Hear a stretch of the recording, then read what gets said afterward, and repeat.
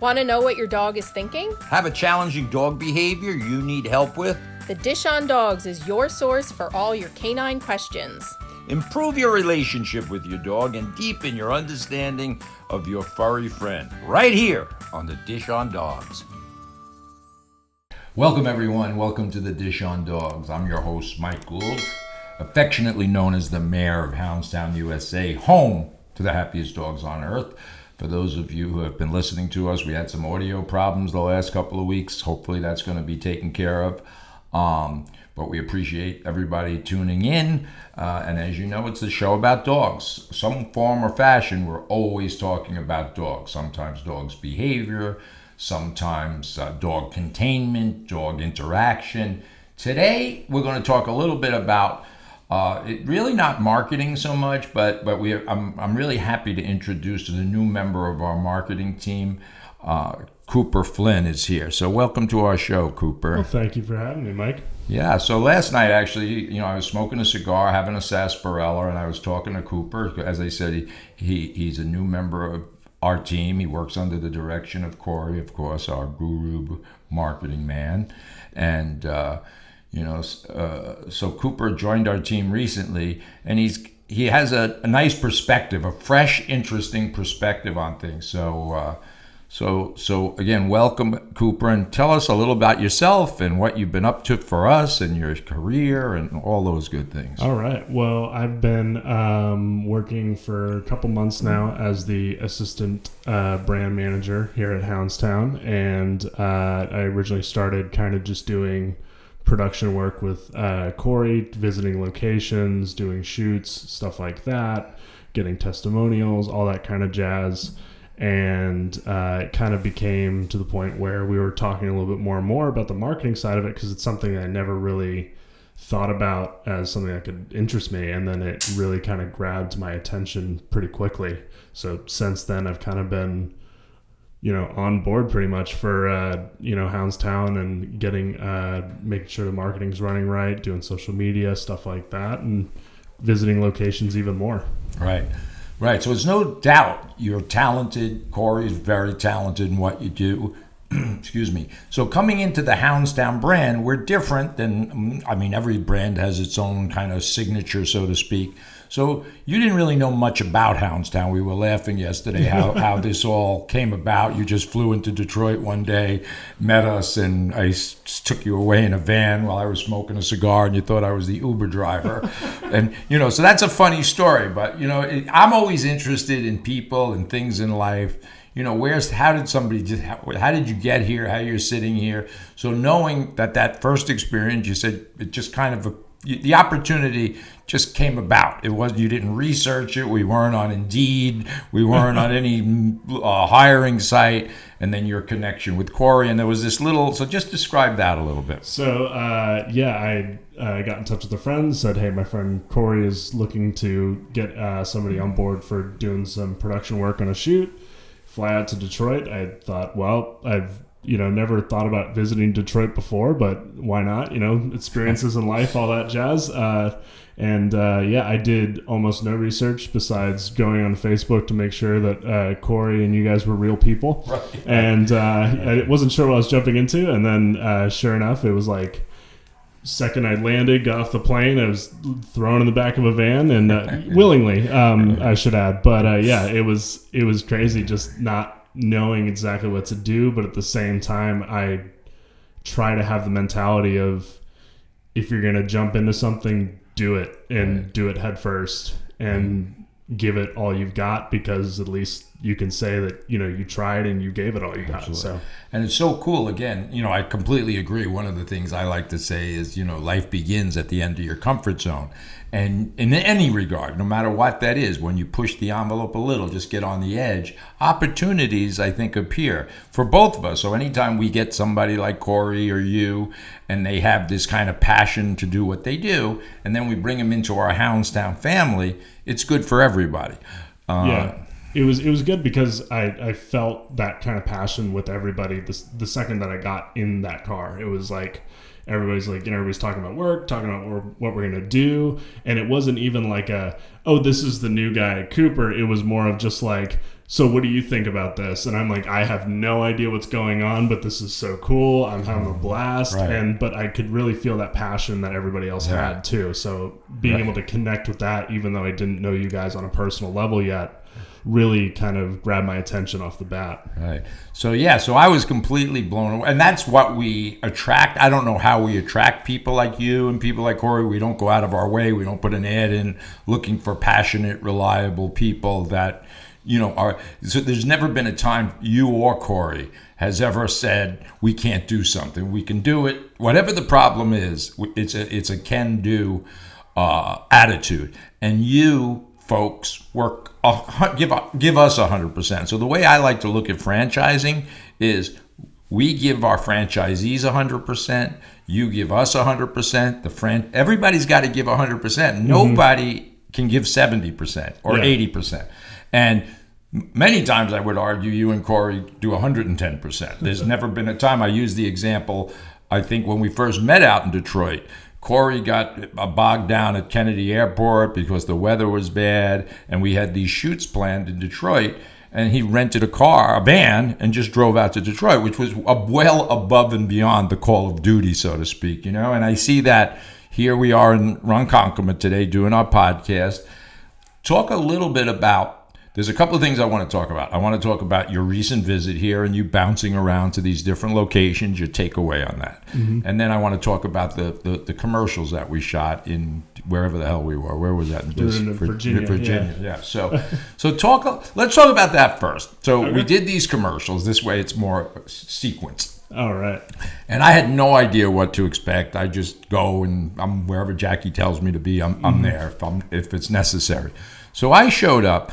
And the most impressive part to me was under Corey's direction, this little ballet of filming these kind of quirky, for lack of a better word, quirky commercials. Is that the right word? Yeah, goofy, ridiculous, but somehow driving the point home commercials. Yeah. So that's maybe a subject for another day. But here's what I'd like to say. Humor is a very individual thing, right? Humor is like music. Some people like classical music. Some people like heavy metal, rap.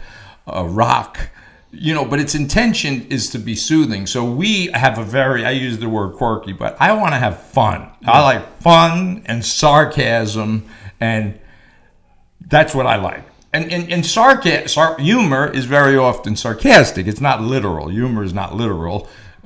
So it's a little bit of a challenge, particularly for you and Corey, to find that sweet spot that something's not offensive and it has a broad appeal to people that get it. But I don't think you're ever going to, not everyone's going to get it. I use this example. I use this phrase, and I don't know where it just came to my head one day, Houndstown dogs can hump, jump, and dump. Now, I have people that want T-shirts made of that phrase, and I have people that, not many, but a very small handful of people found that offensive, and maybe customers did it well. I don't know. So the question I have when we did these commercials, they were fun, they were quirky, just I don't know the better word for that, but we're making fun of things. Sarcasm. There was one. All right. So anyway, how do you and Corey and your group of people find balance in humor without, obviously political correctness is of course very important. It's very important to me. I hold that in because I never want to insult people, minimize or discriminate ever. So how do we find the balance of political correctness and making people laugh in a time when there's not much laughter? And that's what our brand is about, fun.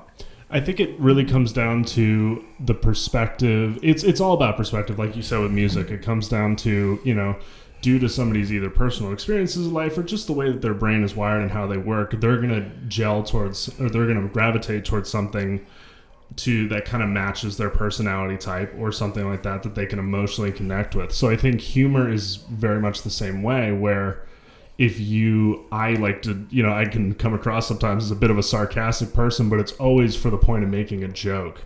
I never really ever mean to offend anybody ever. And for me, I'm someone who's rarely ever offended by anything, because I think as soon as you establish the point of it's a joke and that that it's all meant for the sake of comedy. It immediately takes the seriousness or pulls the punch that somebody would get if you just said something to somebody on the street that might actually offend them. But if you're doing it in a joking context, one, it gravitates to a mass audience and you're able to grab that appeal, because I think a bunch of people in a room or, looking at their phones, if they're all laughing at something, they're automatically connected. And I think at the end of the day, it's kind of what you're trying to do with brand recognition and marketing in general, is you're trying to connect all these people on one thing, being the brand, the company, the franchise, all that kind of stuff. So bringing people together through laughter or even just them shaking their heads and being like, this is ridiculous.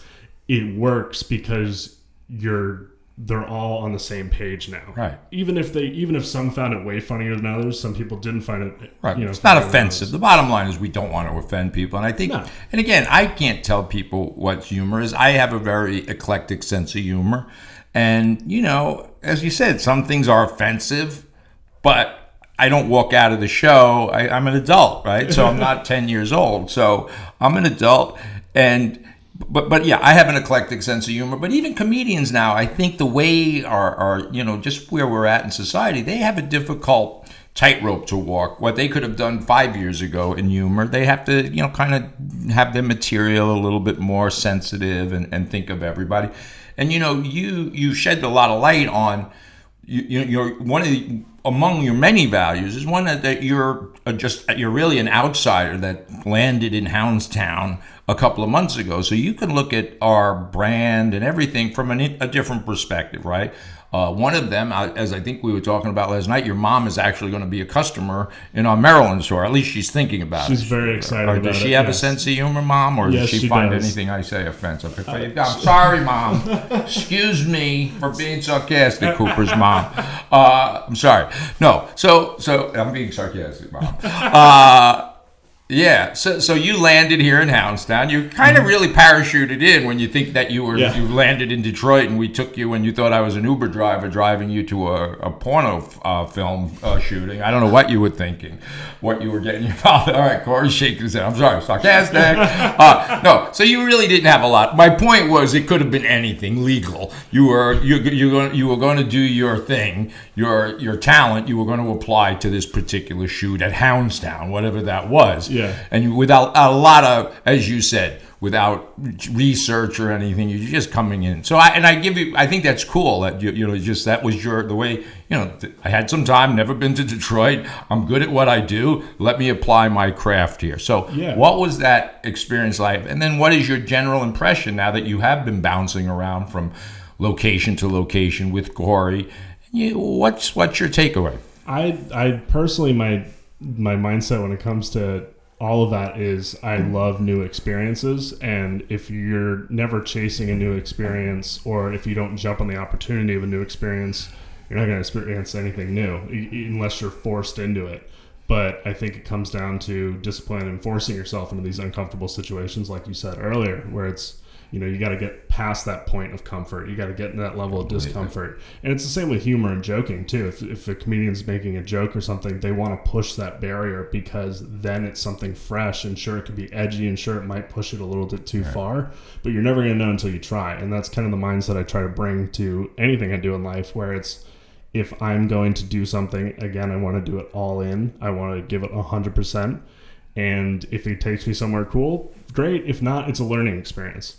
So when I was able to be introduced to the brand and everybody involved and on board, I was like, I don't really know or, care what we're doing at this point. This is fun. I'm enjoying myself, and I want to give it 110%, and, let's see where it takes me. And so far it's taken me down an awesome, so far a shorter road, but, there's a long road ahead of me. And I think I find that really, really appealing because I don't know what's on that road. Right. And all I know is it's new experiences. And that's what kind of grabs my attention. And even going to new locations and stuff like that, it's places I never thought I would go and visit, but I also get to meet these great people, great franchisees, great customers, great employees. I get to work with dogs. At the end of the day, it's not a bad job when you get to work with dogs.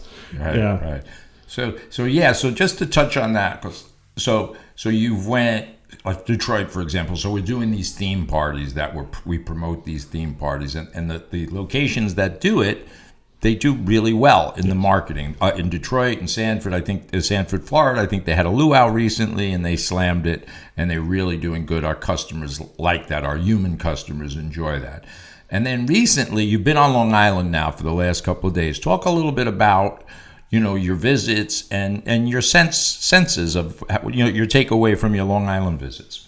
I think it's great that these locations are able to do these parties and certain things like that, because something we always tell them is go look at what other locations are doing.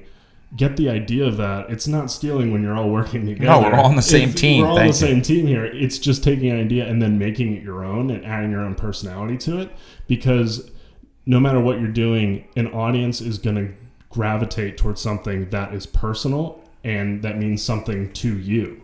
So getting them to gravitate towards that, there's no more genuine feeling that they're going to get. So walking into all these different locations and seeing the genuine, their own personal stamp that they've put on this location, and talking to franchisees and, people that work at these locations that are able to say, one of the appealing things about joining this was I was able to take everything that's kind of laid out for me. I was able to put my own stamp on it, and I was able to make it my own without having to start completely from scratch. And so walking into, Comac Road, Island Park, Garden City, all these locations, and seeing the personal stamp that's put on these locations and people that are proud of what they have and what they've built and what they're able to constantly personalize is great, because the customers, they feel that, gravitate towards that. Yeah. Right. It is. It's definitely an emotional experience. And as I said, when we were sitting around chatting last night, you guys are our eyes and ears out there. So not only do you do marketing, but in a sense, you're tipping your toe in the operations of it, because you can give feedback. Mm-hmm. And I was so delighted to hear, for example, particularly Garden City, they closed for a couple of months with the COVID. And they had, what was their theme party? Because again, it's exactly what you're saying. Some do luau's. This was some kind of thing. What was their theme party? They did it was a carnival. So they had them in. I think they had photos going on, and they were sharing them in like the groups and stuff like that. And they were really able to make it fun for the customers and for the dogs. Because, I think a good way of looking at it is, a dog is a direct connection to anybody's heartstrings. I think if you own a dog, the amount of people that we talked to just yesterday that were like, these dogs are our babies. Like this is our loyal friend. They call him man's best friend for a reason. Absolutely. So being able to have them feel genuinely special because their dog is getting this great treatment and they're being recognized through their dog, and their dog's able to go to a party. There's nothing wrong with that. I think one example that I always give Corey and everybody is, how many times a day does somebody show you a photo of their dog on their phone? And you don't even ask for it. They're just like, here's my dog. Right. So really what we try to do is we try to gravitate towards that, because at Houndstown, we want to see your dog. Right. I think it comes down to that. So seeing those locations do these special events that, have ridiculous amounts of people coming in and out through the door and having so much fun. And everybody that we talked to yesterday was a customer. The last words that they said before coming in or before leaving was, all right, we'll see you tomorrow. Right. And that was awesome.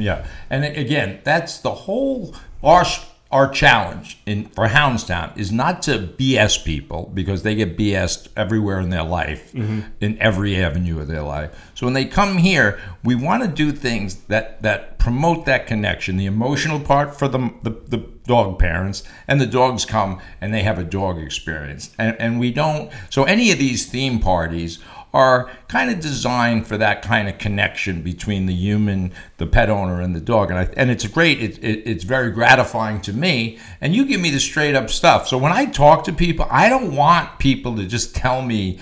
And this goes for everything. We have a consulting team that goes out and talk. We have a very robust support system for our franchisees. And what I want to know is what we as the franchisor could be doing better. I always want to know that. So, and you get feedback from the field. I haven't seen Mike in a long time, or I don't know if that's a necessary need that they have when I have all my support people going out. So you are me. Corey is me. All of our representatives are me when they go out there. So I couldn't be more happy. You gave me a lot of perspective last night, and I don't drink alcohol. I just drink sarsaparilla. So I smoked my cigar, and it was just nice chatting with you. You gave me a perspective, actually, on franchisees, because I've been doing this for a long, long time. And I sometimes take things for granted, right? There's so many elements to this. There's the build out. There's all of these different emotional roller and financial roller coaster rides we're all on. And sometimes, and I'll own this because I ask my franchisees to look in the mirror and say, hey, what can they do better? I ask myself what I can do better. So a lot of times I take people for granted, right? Because I know they're going to be successful. So I already see down the road. But your slant was they don't know that. They're just writing checks at certain points, right? Especially in the beginning. Our legacy places, they already know they're going to, the proof is there. But the stores that either just signed a lease in the middle of their build out or in those very crucial moments of a grand opening. So talk about that just a minute, about how, kind of your perspective. If you were a franchise, put yourself in the shoes of the franchisee. Yeah, I mean, when you join a franchise and when you sign into a franchise, I think one of the main things that we ask for is trust. And it's hard when you are, especially in the early stages, you're hitting snags with build out, it can seem so frustrating because you're not seeing anything physical that's coming back to you. You're only seeing the checks that you're sending out, and then, the memos of, issues you're coming into with your build out. So, and then there's always a turning point with any franchisee to once they start seeing the physical results of whether it's somebody in the door, the first customer in the door, which I've heard directly that it's a snowball effect, that once you get one customer in the door, it's just chaos from there. And it's hard to not be, kind of a little bit desensitized to it at this point, because you're talking to so many locations. You're able to see these locations that are past that point and are showing these physical results, and they've been getting these physical results for a while. And so being able to be like, okay, I can see where you're frustrated. How can we help you with that frustration? Yeah. And I think showing that you care and showing that genuine side that people gravitate towards too, it's a good way of getting them, even if you can't speed up the process, letting them feel and making sure that they do feel, because it's true that we're there every step of the way to help. And if there's something we can control to help, we will gladly stop everything else we're doing to do that, because I think that's something that is important. And, we say it all the time, Houndstown it's a family and it's a community. So, and we need sometimes family therapy. I got to talk to my therapist about this, because I can work on this. I need to be a little more conciliatory. Like I said, I do sense that I'm like, I'm just maybe don't have the patience, or what you had said, the compassion and understanding of where everybody is every step of the way. And that is something that I think is important. I have another question if we have a couple more minutes, because this is another section. So I deal with the build-out phase, the site visits, and again, we start out as a honeymoon. Everybody loves each other. We sign our agreement. And then invariably, there is so many problems that are unpredictable and uncontrollable, frankly, whether it's cost overruns, permitting, COVID-19, that threw us a huge curveball where, that put us upside down. So the challenges of build-out are stressful. And I try to tell people, and again, it's about trust. Some things I can't fix, some things I try to, and we think about it.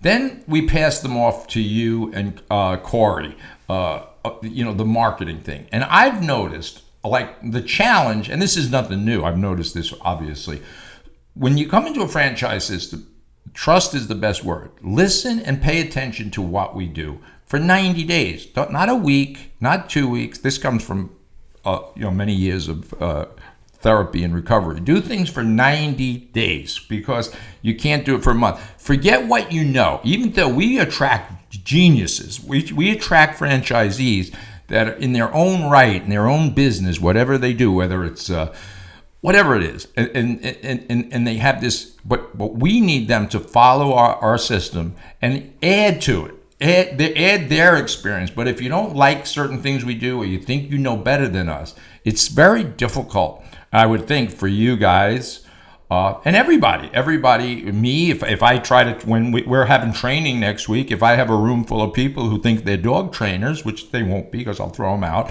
but if they think they're dog trainers, it's going to make my job very difficult. And you know, they come from different, almost everybody has an idea of how to train a dog. Give them a treat, click a clicker, spray them with water. I can't have that. So I have to set a very, very strict boundary for that. How do you guys deal with, just generally, people that want to inject their personal experiences into your marketing plans? I think it comes down to wanting, at the end of the day, you're never, even if you have one point of view and somebody's got an opposing point of view, you're never going to officially get them to see that one side of that point of view. So it all comes down to meeting in the middle. I think it comes down to being willing to, even if you have heard an idea and it's, you know, that idea is not going to work. It's like, okay, well, how about you try these 3 things that we're asking you to do, and then we can help you with your idea, and we can see how we can make that work for your location. Because I think being able to say at certain times, maybe I don't know the answer, but I'm willing to learn, you're going to get so much more experience out of that. And if you're, willing to work together and create that same common goal, because at the end of the day, that's all we want, is we all just want locations open. We want locations thriving. Everybody just wants to be doing well.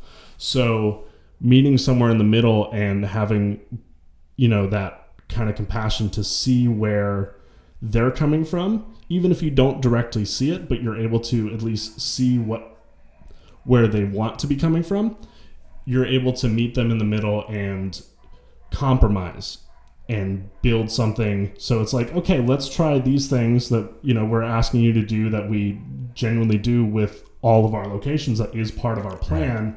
And then if you have something else to bring to the table, I want to hear it, because that could be something that we're missing. And I think being able to say that you don't know everything off the bat is great, because you're going to learn way more. Yeah. You got a good sense. I do know everything, so that's my problem. Okay, listen, we got to wrap it up. I think that Corey Packer made a great selection in selecting Cooper for this job. I think I'd vote for him for president. He's all inclusive. He listens to people. I don't do any of this stuff. He listens. He's compassionate. He's conciliatory. Thank you, Cooper Flynn, for joining us. It was a really good show. Spotify, YouTube. Monday night at 8 p.m.